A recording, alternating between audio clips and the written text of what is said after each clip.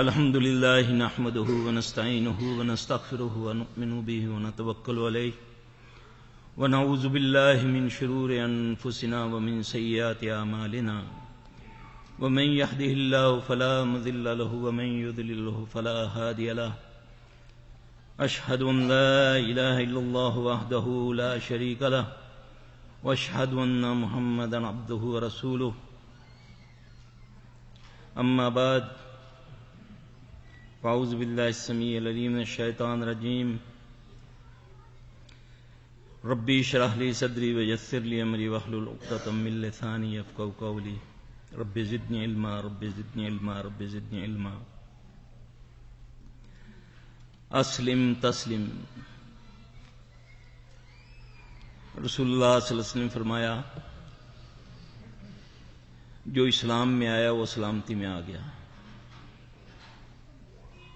یہ کائنات کے اس بندے کی بات ہے جو اپنی طرف سے کچھ نہیں کہتے، وما ينطق عن الهوى ان هو الا وحی یوحی۔ میرا رسول اپنی طرف سے کچھ نہیں کہتا، جو کہتا ہے میری طرف سے وحی ہوتی ہے۔ رسول اللہ صلی اللہ علیہ وسلم رحمت العالمین ہیں، اس کی امت امتوں کی سردار ہے، کیونکہ آپ صلی اللہ علیہ وسلم انبیاء کے سردار ہیں۔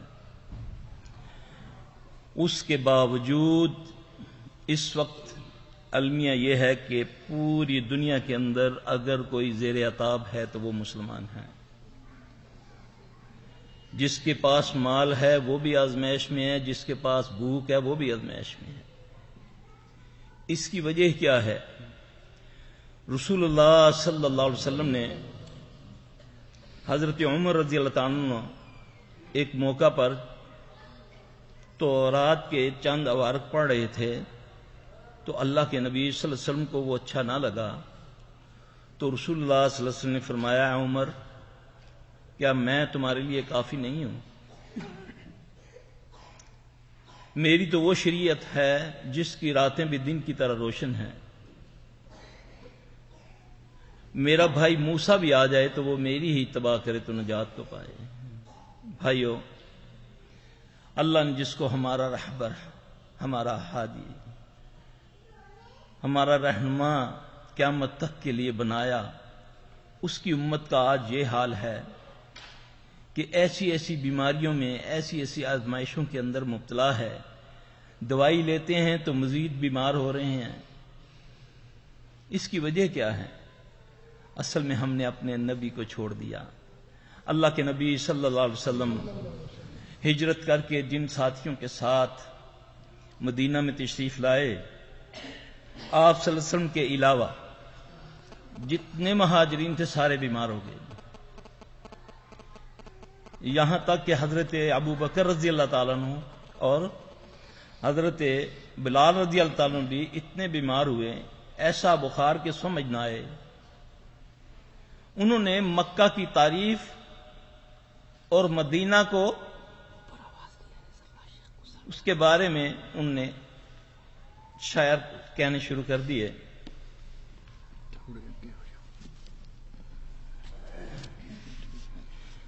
رسول اللہ صلی اللہ علیہ وسلم کو اس بات کا کافی فکر تھا۔ آپ صلی اللہ علیہ وسلم ایک دن دعا فرماتے ہیں، اے اللہ مدینے کی فضا کو مکے کی فضا سے اچھا کر دے، مکے جیسا کر دے بلکہ اس سے بہتر کر دے۔ اے اللہ مدینے کی فضا کو مکے جیسا کر دے بلکہ اس سے بہتر کر دے، اور اس کے سا میں برکت ڈال۔ تول سے رزق ہوتا ہے، اور مدینے کا بخار جوفہ میں لے جا۔ مدینے کے پاس جوفہ ایک جگہ ہے۔ رسول اللہ صلی اللہ علیہ وسلم کی عادت مبارک تھی کہ آپ صبح صحابہ سے خواب سنا کرتے تھے۔ اللہ کے نبی صلی اللہ علیہ وسلم فجر کے بعد اپنی روٹین کے مطابق بیٹھے اور آپ نے فرمایا آج میں خواب دعا کر کے سویا تو اللہ نے مجھے خواب دکھایا میں کیا دیکھتا ہوں کہ ایک دراز قد کی، لمبے قد کی عورت کالا لباس پہنے ہوئے کھلے بالوں کے ساتھ مدینے سے نکل کر جوفا کی طرف جا رہی ہے۔ اس کے بعد جتنے صحابی بیمار تھے سب ٹھیک ہو گئے۔ اس سے کیا بات ثابت ہوئی؟ وہ بیمار فزیکلی نہیں تھے، اسیبی بیمار تھے، اور اللہ نے نبی پاک صلی اللہ علیہ وسلم کے ذریعے سے ہمارے تک یہ پیغام پہنچایا کہ دوا اور دوا، اور پھر اللہ کے نبی صلی اللہ علیہ وسلم نے دعا فرمائی۔ اللہ قدرت رکھتے ہیں اس کے بغیر بھی شفا دینے میں، لیکن یہ اس کا فضل ہے، اس کی رحمت ہے کہ اس نے اپنے پیارے نبی رحمت اللہ عالمین محمد صلی اللہ علیہ وسلم کو ہماری طرف مبعوث